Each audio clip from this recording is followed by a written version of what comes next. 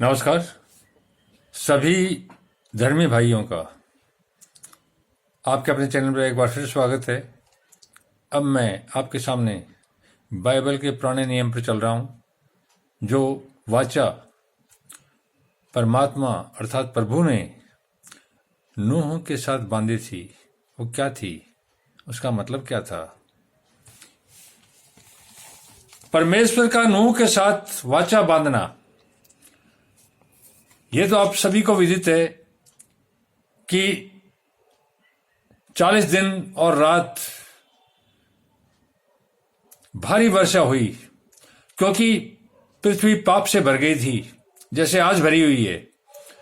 तो परमेश्वर को ये पसंद नहीं आया और जल प्रलय द्वारा एक नूह के परिवार और पक्षी इत्यादि की एक एक जाति को छोड़ के सारी धरती को पानी से तरबतर कर दिया, डुबो दिया। नूह को परमात्मा ने आदेश दिया कि एक जहाज बना ले। जहाज बनाया और वो पानी के ऊपर उठ गया और तैरता रहा 150 दिनों तक। उसके बाद वो जल प्रलय जब सूख गया तो नूह और जानवर और पक्षी इत्यादि जो जहाज में सुरक्षित थे बाहर आ गए। उसी की हम लोग संतान हैं और प्रगति करते करते आज यहाँ तक पहुंचे हैं। वो चाहे कहीं का रहने वाला हो, कैसा भी हो, किसी चीज को मानता हो, वो इस नूह के वंशज हैं। परमेश्वर का नूह के साथ वाचा बांधना, जब परमेश्वर ने देखा कि जो मैंने पृथ्वी बनवाई और इस पर लोगों को पैदा किया तो मुझे इस तरह से नहीं करना चाहिए, तो उनको दुख हुआ। क्योंकि परम पिता सबका पिता है। पिता अपनी संतान को कभी खत्म नहीं करना चाहता, लेकिन पापों का इतना ज्यादा बढ़ना उसको दुखी कर दिया था जैसे आज कर रखा है। तो परमात्मा ने नूह से वादा किया कि आज के बाद कभी भी मैं जल प्रलय की तबाही नहीं करूंगा, लेकिन उसके साथ वाचा बांधी। अगर ये नियम, ये तौहीद, यह व्यवस्था और ये वचन पर तुम चलोगे तो, और इंद्रधनुष को इसलिए बनाया ताकि उस वाचा की याद हमेशा हमेशा के लिए आने वाली पीढ़ियां करती रहे। आज भी हम आकाश में देखते हैं इंद्रधनुष, लेकिन उसके साथ बिजली भी कड़कती है। उसका मतलब है कि वो प्रभु परमात्मा हमारे कर्मों से दुखी हो रहा है और बहुत ज्यादा दुखी हो रहा है। एक तरफ वाचा का इंद्रधनुष दिखाई देता है, दूसरी तरफ बिजली कड़कती हुई दिखाई देती है। वो चेतावनी है हमारे लिए। उसको समझो तो ये हमारे हित के लिए बहुत बेहतर है। फिर परमेश्वर ने नूह और उसके पुत्रों को आशीष दी और उनसे कहा, फूलो फलो और बढ़ो और पृथ्वी में भर जाओ। जब जल प्रलय से सारी पृथ्वी नाश हो गई थी, नष्ट हो गई थी, तो परमात्मा ने नूह और उसके परिवार को आशीष दी कि फूलो फलो और बढ़ो और पृथ्वी पर भर जाओ। परमात्मा जिस पृथ्वी को भरपूर देखना चाहता है वह उसको खाली देख के दुखी हो गया था, तो उनको आशीष दी कि वापस से तुम फलो फूलो और पृथ्वी पर फैल जाओ। तुम्हारा डर और भय पृथ्वी के सब पशुओं और आकाश के पक्षियों, भूमि पर के सब रेंगने वाले जंतु और समुद्र की सब मछलियों पर बना रहेगा। अर्थात इंसान को, हमारे को, जो इंसान है, आदमी है, जो पुरुष हैं, उनको प्रभुत्व दिया कि जो भी जीव हैं उन पर तुम प्रभुत्व करोगे। आज हम कर रहे हैं उसी परमात्मा की आशीष से। ये सब तुम्हारे वश में कर दिए जाते हैं। सब चलने वाले जंतु तुम्हारा आहार होंगे। उस जमाने में खाने की कमी थी, अन्न की कमी थी, इसलिए यह वचन भी आया और ये जरूरी था कि वो जिंदा रहें। इसके लिए उन्होंने पशुओं को उनका आहार होने का भी आशीष दी। जैसा तुमको हरे हरे छोटे पेड़ दिए, वैसा ही अब सब कुछ देता हूं। हरे भरे पेड़ जो फलों से लदे हुए थे वो सब वापस दे दिए, पर मांस को प्राण समेत अर्थात लहू समेत तुमने खाना। मांसाहारियों पर भी प्रतिबंध लगा दिया था कि तुम मांस को प्राण समेत अर्थात लहू समेत तुमने खाना, और निश्चय ही मैं तुम्हारे लहू अर्थात प्राण का बदला लूंगा। अगर ऐसा करोगे तो मैं उस प्राण का भी बदला लूंगा। सब पशुओं और मनुष्यों दोनों से मैं लूंगा। मनुष्यों के प्राण का बदला मैं एक एक के भाई बंधु से लूंगा। अगर कोई मनुष्य का कोई खून खराबा करेगा तो उनके एक एक भाई से उसका बदला भी लूंगा। जो कोई मनुष्य मनुष्य का लहू बहाएगा, अगर कोई मनुष्य मनुष्य की हत्या करेगा, उसका लहू मनुष्य से ही बहाया जाएगा। जो कोई किसी की हत्या करेगा, उसकी भी कोई हत्या मनुष्य ही करेगा। यह वचन है जो पूरा होता है, हम रात दिन देखते हैं। क्योंकि परमेश्वर ने मनुष्य को अपने ही स्वरूप के अनुसार बनाया है, अर्थात मनुष्य को अपने ही स्वरूप अपने ही रूप के रूप में मनुष्य को बनाया है। वो नहीं चाहता कोई आदमी किसी आदमी की हत्या करे, और हत्या करेगा तो उसके लिए भी दूसरा हत्यारा पैदा कर देगा। ये मतलब है इसका। और तुम फलो फूलो और बढ़ो, पृथ्वी पर बहुतायत से संतान उत्पन्न करके उसमें भर जाओ। तुम फलो फूलो बढ़ो, कोई दिक्कत नहीं है, और अपनी संतानें पैदा करो और पृथ्वी पर भर जाओ। फिर परमेश्वर ने नूह और उसके पुत्रों से कहा, सुनो मैं तुम्हारे साथ और तुम्हारे पश्चात जो तुम्हारा वंश होगा। नूह और उसके वंश के पुत्रों से परमेश्वर ने कहा,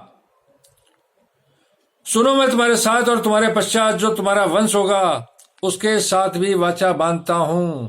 हम भी तो नूह के वंशज हैं, वही हमारा आदि पिता है। उससे पहले आदम और हवा, वो तो सबसे पहले के हैं। उसके बाद तो नूह आया, नूह के बाद हम लोग प्रगति करते हुए आए हैं। तो हमारे साथ भी एक वाचा बांधी थी परमेश्वर ने। उस वाचा में क्या वचन थे वो सुनो। और सब जीवित प्राणियों में से जो तुम्हारे संग हैं, क्या पक्षी, क्या घरेलू पशु, क्या पृथ्वी के सब बहनेले पशु, पृथ्वी के जितने जीव जंतु जहाज से निकले, और मैं तुम्हारे साथ अपनी यह वाचा बांधता हूं, अर्थात समझौता करता हूं कि सब प्राणी फिर जल प्रलय से नष्ट न होंगे। यह परमात्मा का वचन है जो नूह और उसके पुत्रों और उसके आने वाली हमारी पीढ़ियों तक, हम तक यह प्रॉमिस किया, यह वादा किया कि मैं कभी जल प्रलय द्वारा तुम्हें नष्ट नहीं करूंगा। और पृथ्वी का नाश करने के लिए फिर जल प्रलय नहीं होगा, अर्थात पृथ्वी का नाश करने के लिए फिर जल प्रलय नहीं होगा।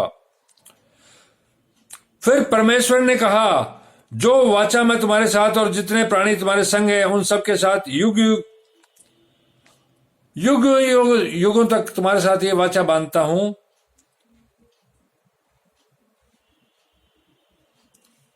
उसका यह चिन्ह है, जो इंद्रधनुष है वो इसका चिन्ह है, लेकिन इसके साथ जो बिजली कड़कती है वो एक चेतावनी है। मैंने बादल में अपना धनुष रखा है। यह वो धनुष है जो परमात्मा का है, जो इंद्रधनुष है वो परमात्मा का धनुष है, वो ही वाचा का चिन्ह है। वह मेरे साथ और पृथ्वी के निवासियों के बीच चिन्ह होगा, और जब पृथ्वी पर बादल फैलाऊं तब बादल में से धनुष दिखाई देगा। जब वर्षा होती है तो यह धनुष हमें दिखाई देता है। तब मेरी वाचा जो तुम्हारे और सब जीवित शरीरधारी प्राणियों के साथ बंधी है उसको मैं याद करूंगा, स्मरण करूंगा। तब ऐसा जल प्रलय फिर नहीं होगा जिससे सब प्राणियों का विनाश हो। अर्थात परमात्मा ने उस टाइम भी सब प्राणियों का नाश नहीं किया था, और आने वाले युगों तक भी वो पूरे लोगों का नाश नहीं करेगा। जो धर्मी है उनको बचाएगा, वो हर हाल में बचाएगा, कुछ भी हो जाए। कोरोना महामारी सबको नहीं होगी। इसी वाचा के अंतर्गत धर्मी हैं वो इससे बचेंगे। बादल में जो धनुष होगा मैं उसे देख के यह सदा की वाचा स्मरण करूंगा। बादल में जो धनुष है उसको परमात्मा कहते हैं, मैं उसको देखूंगा और सदा की ये वाचा याद करूंगा। जो परमेश्वर और पृथ्वी के सब जीवित शरीरधारी प्राणियों के बीच बंधी है, मैं जब जब इंद्रधनुष देखूंगा तो उस वाचा को स्मरण करूंगा कि मैंने उनसे क्या वादा किया था। लेकिन इसके साथ वर्तमान समय में बिजली कड़कती है, तो इसका मतलब है कि हम उस वचन पर, उस वाचा पर जो परमात्मा ने हमारे पूर्वजों से बांधी थी और जो हमारे पर भी लागू होती है, उस पर हम नहीं चल रहे हैं। तो वो बार बार चेतावनी भी दे रहा है, लेकिन उस चेतावनी को हम समझ नहीं पा रहे हैं। समझो तो ये हमारे हित के लिए बहुत बेहतर है। फिर परमेश्वर ने नूह से कहा, जो वाचा मैंने पृथ्वी भर के सब प्राणियों के साथ बांधी है उसका चिन्ह यही है।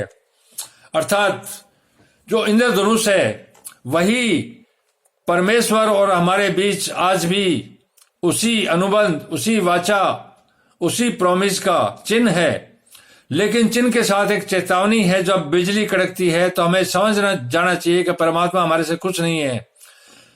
जिस तरह से हम पाप की ओर बढ़ रहे हैं, परमात्मा नाखुश होता जा रहा है और आज के युग की अशांति, कलह जैसे हालात, अलग अलग तरह की बीमारियां और इस तरह के जो हालात पैदा हो गए हैं, इससे आभास होता है कि परमात्मा हमारे से पूर्णतः खुश नहीं है। आप ये नहीं सोचें कि परमात्मा ने हमसे वादा किया था कि जल प्रलय नहीं होगी, लेकिन वो एक प्रॉमिस के तहत किया था कि तुम सीधे रास्ते चलोगे, दीन पर चलोगे, धर्म पर चलोगे, पाप नहीं करोगे। ये नहीं कहा था तुम कुछ भी करो जल प्रलय नहीं होगी।